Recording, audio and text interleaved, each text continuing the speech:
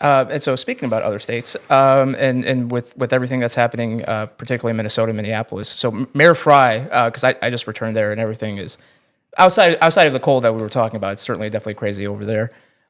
He and other Democrats, but he in particular were saying, this is this large operation is clearly politically motivated because when you look at states like Florida and Texas, they have way bigger illegal immigrant populations compared to us. So they're sending thousands a year. So it's just to punish us.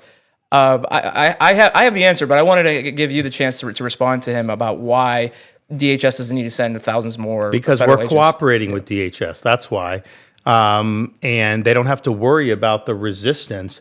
Because not only do we want to cooperate at the state level, we've mandated local governments to do it. Not every local government in Florida wants to cooperate. Let's just be honest with that.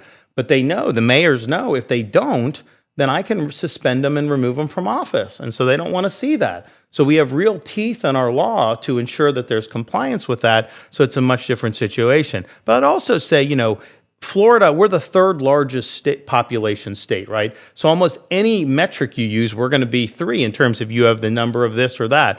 But what I would say is, who has done more to help reduce that population through policies that disfavor illegal immigration? No one's done more than Florida. I mean, there's articles now in papers in Florida saying, that you have a decline in school enrollment because illegal aliens aren't sending, there's not as many illegal aliens to send kids to school. Remember, the Supreme Court ruled years ago that states have to accept all comers in public school. And so that's just a constitutional decision. Maybe they'll reevaluate that, but it is now that imposes a burden.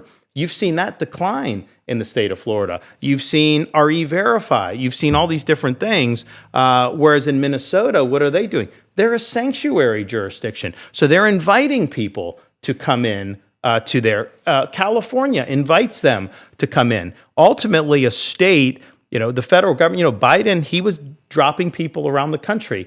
Yeah. And they, if they take them to a federal facility, I mean, the states, it is what it is. I mean, we hated it, we fought it, but the reality is the federal government has a lot of authority in choosing not to deport or deport.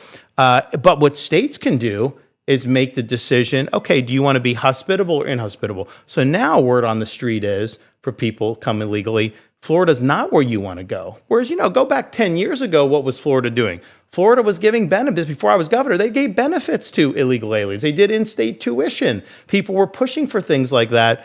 We've gone in the opposite direction, and we've seen positive results.